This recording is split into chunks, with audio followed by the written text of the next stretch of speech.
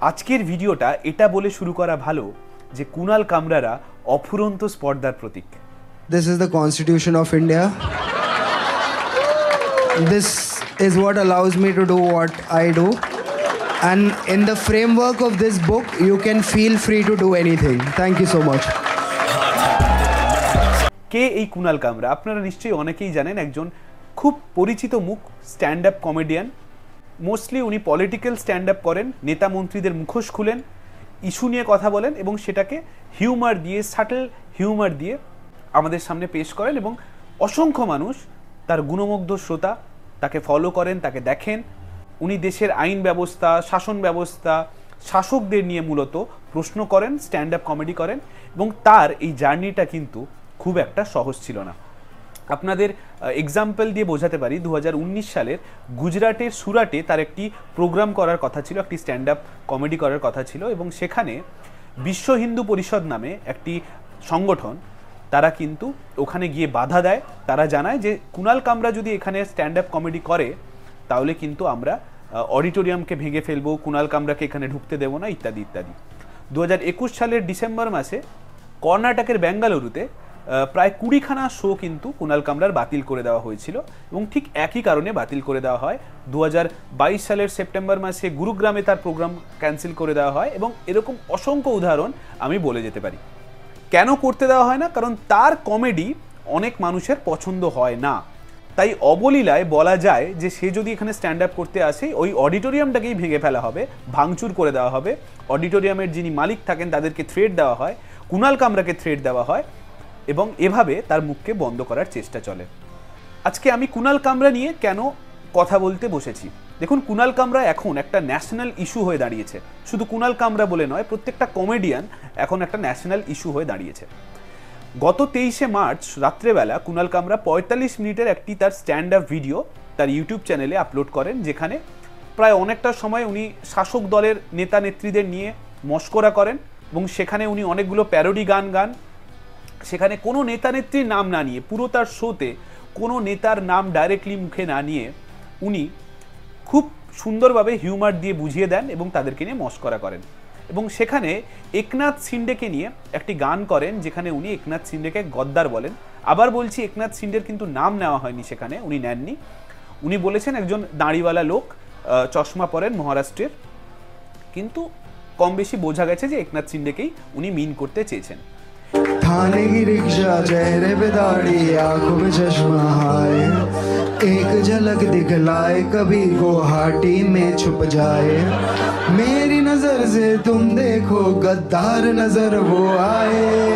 এবং ওই কমেডির শেষ পার্টটা আমার খুব ভালো লেগেছে, যেখানে উনি কনস্টিটিউশনের পাতা হাতে নিয়ে, কনস্টিটিউশনের বই হাতে নিয়ে উনি বলেছেন উনি তার কমেডির শক্তি পান এই কনস্টিটিউশন থেকে। নেতা নেত্রীদের যেমন শক্তি, তাদের পুষে রাখা কিছু চামচা গুন্ডা, তেমন কুনাল কামরাদের মতো কমেডিয়ানরা বুঝিয়ে দিয়েছেন তাদের শক্তি কিন্তু দেশের ওই একটি কনস্টিটিউশনের বই। এরপরে ঠিক কি কি ঘটেছে আপনাদের তা জানা দরকার।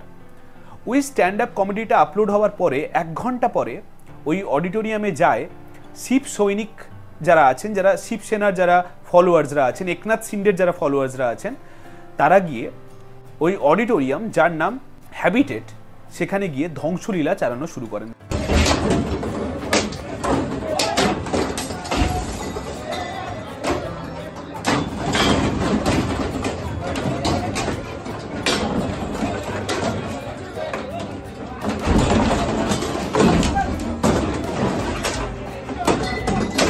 তাদের দাবি ছিল কুনাল কামরা কোথায় আছে, অডিটোরিয়ামের মালিককে প্রশ্ন করে কুনাল কামরা কোথায় আছেন, ওনাকে সামনে নিয়ে আসুন আমাদের সামনে। আপনি এদের ব্রেনের আইকিউটা একবার ভাবুন। একটা শো যেটা 1 মাস আগে ওখানে পারফর্ম করা হয়েছিল, তারপরে ভিডিওটাকে 1 মাস পরে ওই চ্যানেলে আপলোড করা হয়, তারপরে ওটা দেখে শিব সৈনিকরা ওখানে পৌঁছে বলে যে 1 ঘন্টা আগেই তো মানুষটাকে দেখলাম এখানে দাঁড়িয়ে শো করে গেছে, কোথায় আছে আপনাদের উত্তর দিতে হবে। এদের ব্রেনটা যে পায়ের গোড়ালিতে থাকে এখান থেকে তা কিন্তু পরিষ্কার। बहुत पहले करके रिकॉर्ड किया पहले का वीडियो और अभी बोलता है कि बहुत पहले नहीं आउट करके, एक घंटा पहले का वीडियो।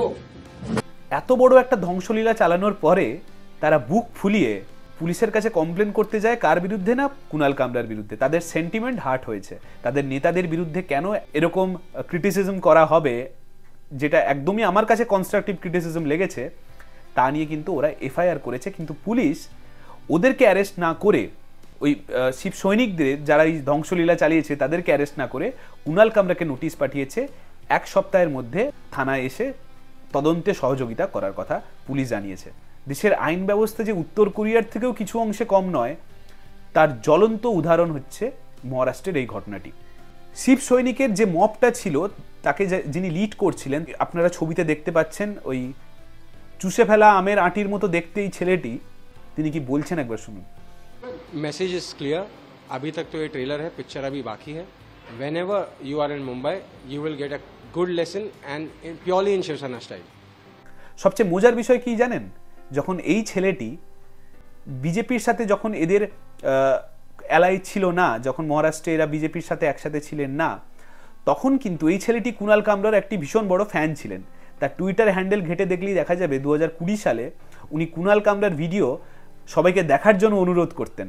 উনি এক্সাইটেড থাকতেন কখন কুণাল কামরার ভিডিও আসবে, কারণ তখন কুণাল কামরা বিজেপিকে ক্রিটিসাইজ করত, তখন এই রাহুল কানালের মতো ছেলেরা তখন সেটার মজা নিত।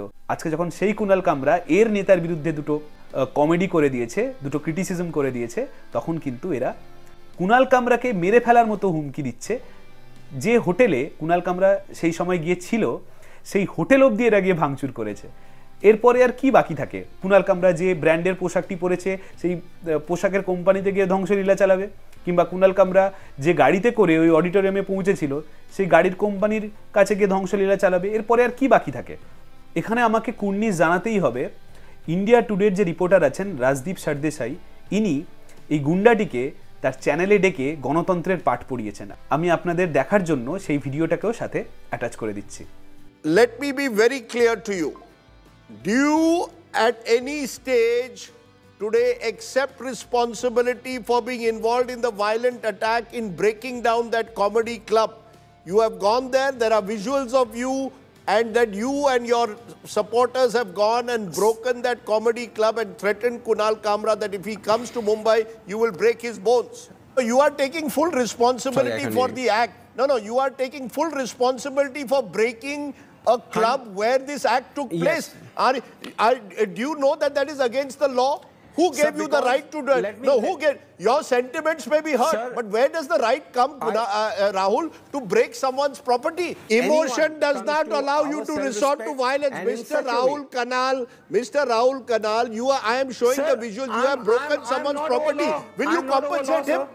Will you compensate the club owner? Sir, যখন দেশের তাবড় তাবড় সাংবাদিকরা এটার বিরুদ্ধে আওয়াজ তুলছে, তখন আমাদের পশ্চিমবঙ্গে একটা দুটো সাংবাদিক আছেন, মৌপিয়া নন্দী নামের, যিনি লিখেছেন যে কুণাল কামরা যেটা করে সেটাকে কমেডি বলে না।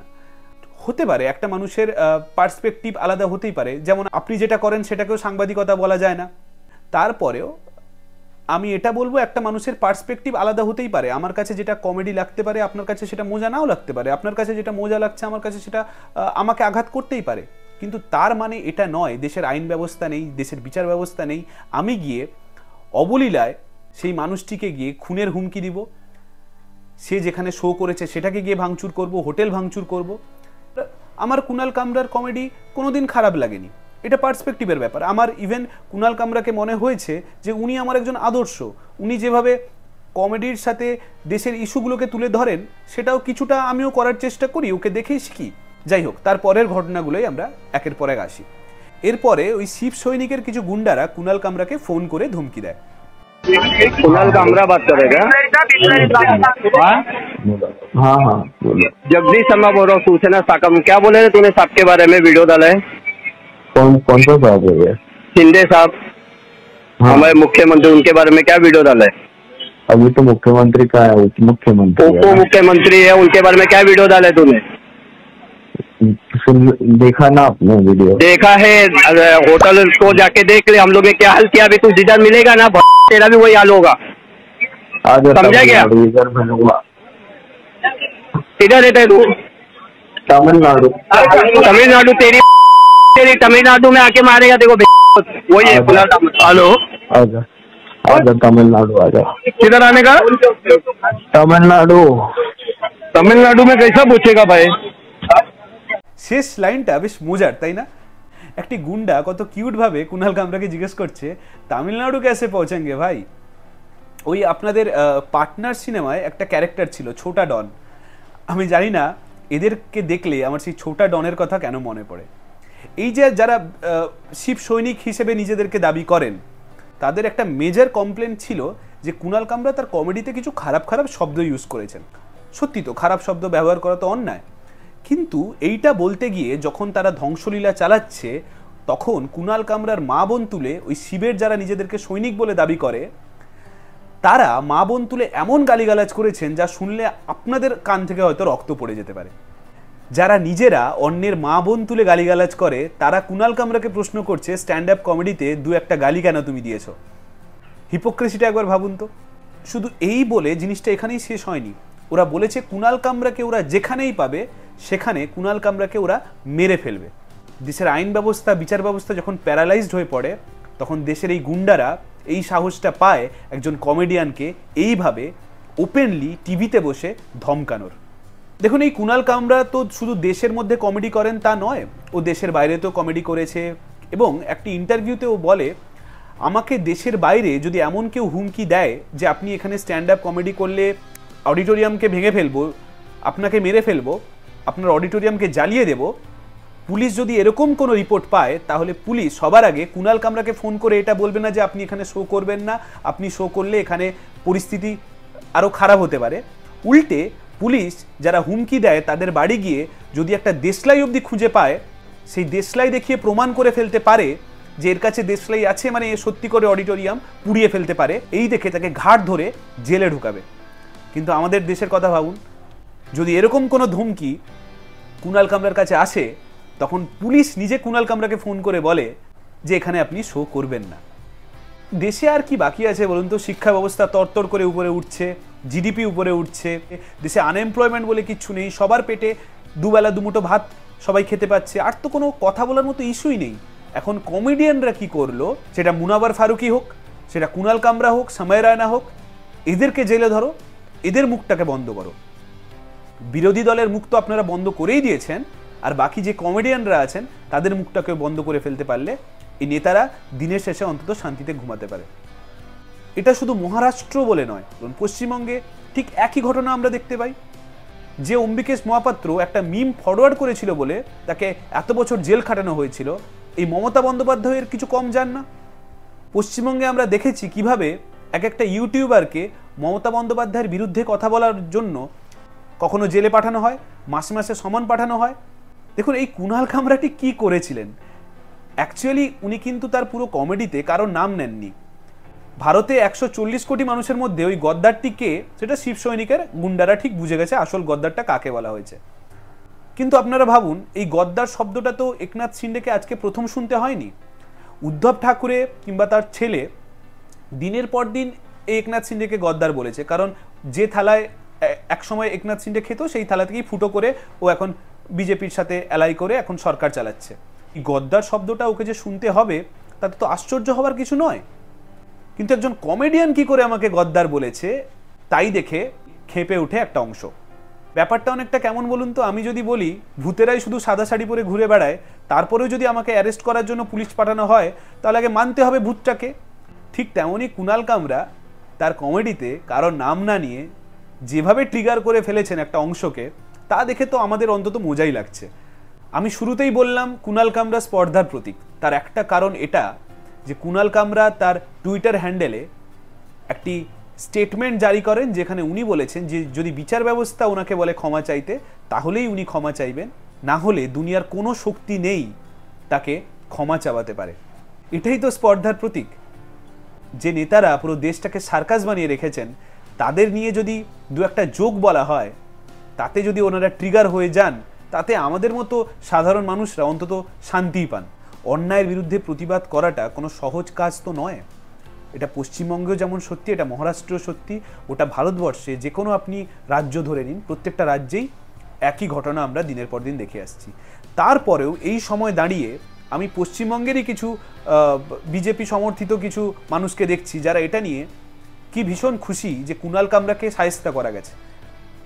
এবং খুব আশ্চর্যজনকভাবে পশ্চিমবঙ্গের কিছু ইউটিউবার সাংবাদিক যারা দুদিন অন্তর অন্তর মমতা বন্দ্যোপাধ্যায়ের থেকে নোটিশ পান, নোটিশ পেয়ে কোর্টে ছুটতে হয় এবং তারা গণতন্ত্র পশ্চিমবঙ্গে নেই বলে কান্নাকাটি করেন ইউটিউব চ্যানেলে বসে, তাদেরকে এই ঘটনা নিয়ে কিন্তু একবারও প্রতিবাদ করতে আপনারা দেখবেন না।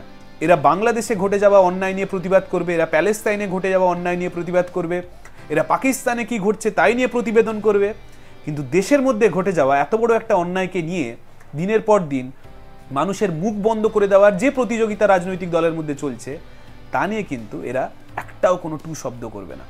নরেন্দ্র মোদী খুব রিসেন্টলি তার 3 ঘন্টার একটা ইন্টারভিউতে বলেছেন সমালোচনা গণতন্ত্রকে আরো শক্তিশালী করে, আর তার নমুনা তো আপনারা দেখতেই পাচ্ছেন। একটা সামান্যতম সমালোচনাকে যে শাসক দলরা মাথা পেতে স্বীকার করতে পারে না, তারাই গণতন্ত্রের বুলি আওড়াবে। এইসব শিবসেনার মতো কিছু অংশ, বিজেপির একটা অংশ যারা হিন্দুদের ঠেকা নিয়ে ঘুরে বেড়ায়, যারা গলায় গেরুয়া রঙের একটা কাপড়, মাথায় একটা টিকা দিয়ে ধ্বংসলীলা চালিয়ে বেড়ায়, তারা কনস্টিটিউশনের বইয়ের পাতাটাকে একবার উল্টে দেখেছেন কিনা, তারা আর্টিকেল 19-এ freedom of speech and expression বলে কোনো শব্দ আছে কিনা তারা এইটুকু পড়াশুনো করেছেন কিনা। আপনারা বলতে পারেন freedom of speech and expression তো অ্যাবসলিউট নয়, যে যা ইচ্ছা তো বলে দিতে পারে না। ঠিকই, যে যা ইচ্ছা বলে দিতে পারে না, তার জন্য আপনি যান কোর্টে যান, কুণাল কামরার বিরুদ্ধে আপনি অ্যাকশন নেওয়ার জন্য কোর্ট আছে, আইন ব্যবস্থা আছে। আপনি সরকারে আছেন বলে আপনি গুন্ডা দিয়ে ধ্বংসলীলা চালাবেন এবং উপমুখ্যমন্ত্রী শিন্ডে সেটাকে সমর্থন করবে, এভাবে আমরা দেশটাকে ঠিক কোন দিকে এগিয়ে নিয়ে যাব? আমি মমতা বন্দ্যোপাধ্যায়ের সরকারের বিরুদ্ধে প্যারোডি করি বলে কাল মমতা বন্দ্যোপাধ্যায় দুটো গুন্ডা পাঠিয়ে আমার বাড়ি ভাঙচুর করবে, করতেই পারে। এখন এটাই যদি ট্রেন্ড হয়ে যায়, করতেই পারে। এবং এমন নয় যে মমতা বন্দ্যোপাধ্যায় কাজগুলো করেন না, অনেক সময় অনেকের উপরে করেছেন, যদিও এখনো আমার উপর আসেনি, কালকে আসতেই পারে। এবং এটা নিয়ে যারা কথা বলছে না এখনো, যারা তাদের ইউটিউবে lakh lakh million million followers থাকার পরেও বাংলায় দাঁড়িয়ে প্রতিবাদ করতে ভুলে যাচ্ছে, এইটা নিয়ে কথা বলতে ভুলে যাচ্ছে, তাদেরকে আমি ঘৃণা করি। আপনারা যদি একবার ঘুরে ফিরে দেখেন, যখন মনমোহন সিং ছিলেন প্রধানমন্ত্রী, সোনিয়া গান্ধী মনমোহন সিংকে নিয়ে ন্যাশনাল টেলিভিশন সোনির মতো একটি চ্যানেলে কি উদ্দাম খিল্লি করা হয়েছিল, তখন কিন্তু ওই সোনির চ্যানেলকে গিয়ে ভাঙচুর করার কথা কিন্তু কেউ ভাবেনি। একজন নেতাকে নিয়ে খিল্লি করার জন্য আগে কোনো কমেডিয়ানকে 10 বার ভাবতে হতো না। আজ আমরা এমন একটা দেশ তৈরি করে ফেলেছি যেখানে কমেডিয়ান নিয়ে খিল্লি করা যাবে না, কারো রিলিজিয়াস সেন্টিমেন্টে আঘাত করা যাবে না। তাহলে আর কি বাকি আছে? বাকি এটাই আছে, এই কমেডিয়ানদের স্ক্রিপ্ট লিখে দিবে এই গুন্ডা বাহিনীরা, ওনারা যা শুনতে চান সেটাই বলতে হবে, নাহলে ওই পিঁপড়ে হাতি জাতীয় জোক মারতে হবে। এর বাইরে যদি জোক মারেন, কারোর না কারোর তো সেন্টিমেন্ট এদেশে আঘাত হয়ে যাবে। দেশে যখন মিডিয়াদের, পুলিশ ব্যবস্থা, আইন ব্যবস্থা সবকে ওই রাজনৈতিক নেতা নেত্রীরা পুষে রেখেছেন, তখন এই কুণাল কামরারা রাস্তা দেখাচ্ছে প্রতিবাদ করার। আপনারাও শিখুন, আমিও শিখছি। ধন্যবাদ, সবাই ভালো থাকবেন। विकसित भारत का एक और एंथम। हम होंगे कंगाल, हम होंगे कंगाल, हम होंगे कंगाल एक दिन। मन में अंधविश्वास, देश का सत्यानाश, हम होंगे कंगाल एक दिन। होंगे नंगे चारों ओर, करेंगे दंगे चारों ओर, पुलिस के पंगे चारों ओर एक दिन। मन में नथुराम, हरकते आसाराम, हम होंगे कंगाल एक दिन। होगा गाय का प्रचार, लेके हाथों में हथियार, होगा संघ का शिष्टाचार एक दिन। जनता बेरोजगार, गरीबी की कगार, हम होंगे कंगाल एक दिन।